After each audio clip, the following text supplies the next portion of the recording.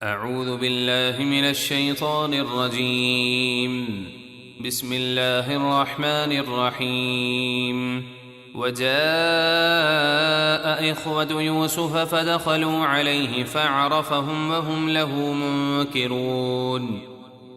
اور یوسف کے بھائی قحط کے زمانے میں غلہ خریدنے مصر آئے تو ان کے پاس حاضر ہوئے تو یوسف نے ان کو پہچان لیا اور وہ یوسف کو نہ پہچان سکے۔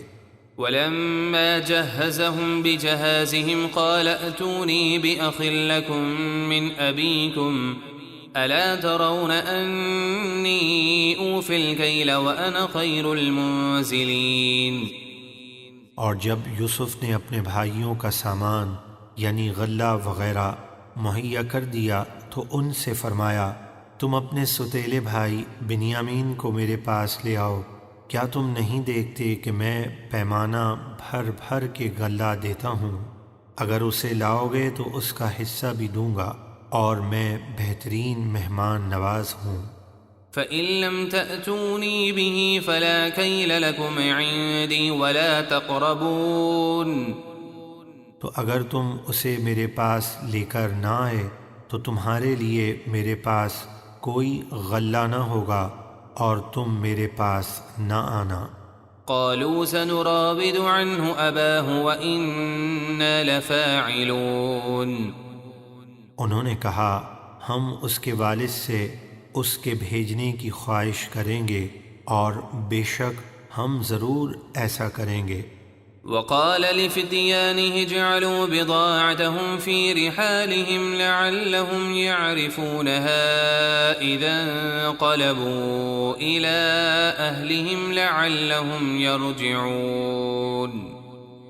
اور یوسف نے اپنے غلاموں سے کہا ان کی رقم جو انہوں نے غلے کے بدلے میں دی ہے اسے خاموشی سے ان کی بوریوں میں واپس رکھ دو، تاکہ جب وہ اپنے گھر والوں کی طرف لوٹ کر جائیں تو اسے پہچان لیں، شاید وہ اس کرم نوازی کو دیکھ کر واپس آئیں۔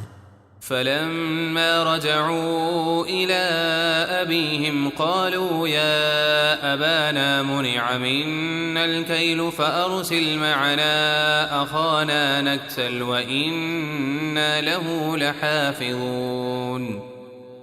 پھر جب وہ اپنے والد یعقوب کی طرف لوٹ کر گئے تو کہنے لگے، اے ہمارے والد، آئندہ بنیامین کے بغیر ہمیں غلہ دینے سے منع کر دیا گیا ہے، تو آپ ہمارے بھائی بنیامین کو ہمارے ساتھ بھیج دیجئے تاکہ ہم غلہ لائیں اور ہم ضرور اس کی حفاظت کریں گے۔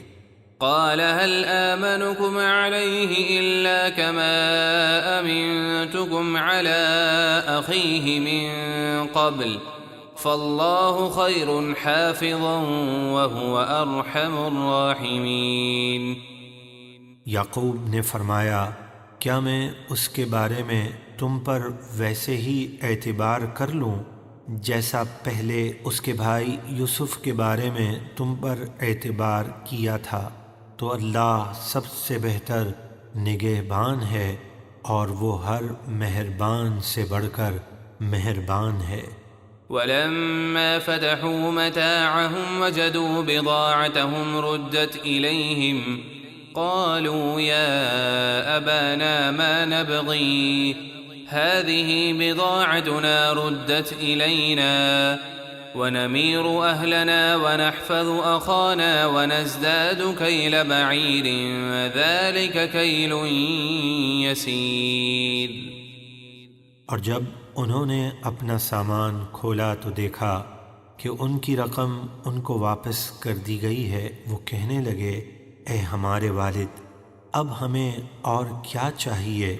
غلہ بھی مل گیا اور یہ ہماری رقم بھی ہمیں واپس کر دی گئی ہے، آپ بنیامین کو بھیج دیجئے، ہم اسے اپنے ساتھ لے جائیں گے اور ہم اپنے گھر والوں کے لیے غلہ لائیں گے اور اپنے بھائی کی حفاظت کریں گے اور ایک اونٹ کے بوجھ کی مقدار زیادہ غلہ حاصل کریں گے۔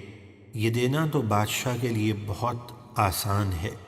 قال لن أرسله معكم حتى تؤتون موثقا من الله لتأتونني به إلا أن يحاط بكم فلما آتوه موثقهم قال الله على ما نقول وكيل۔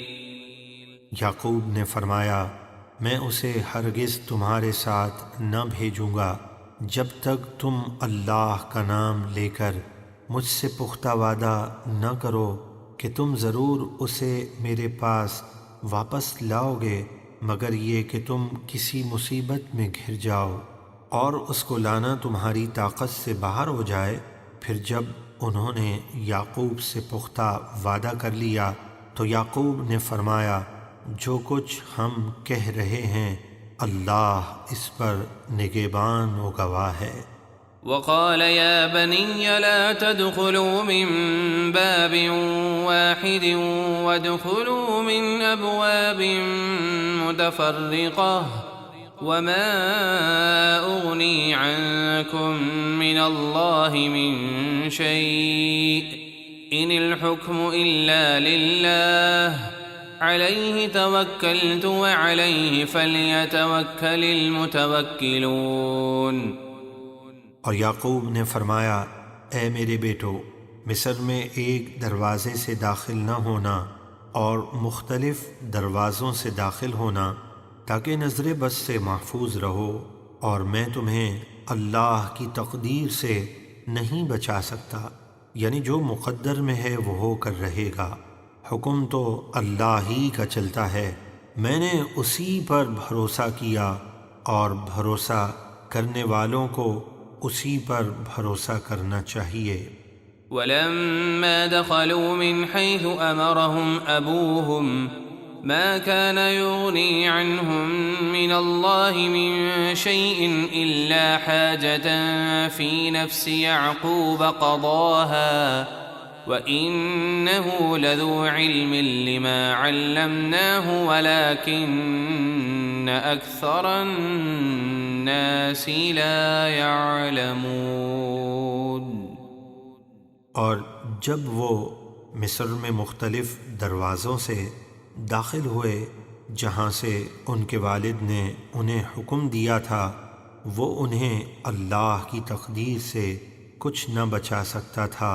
ہاں، یعقوب کے دل کی ایک خواہش تھی کہ ان کے بیٹے نظر بد سے محفوظ رہیں، جو انہوں نے پوری کر لی، اور بے شک وہ ہمارے سکھانے کی وجہ سے بڑے علم والے ہیں، لیکن اکثر لوگ اس علم کو نہیں جانتے جو اللہ اپنے خاص بندوں کو عطا فرماتا ہے۔ صدق اللہ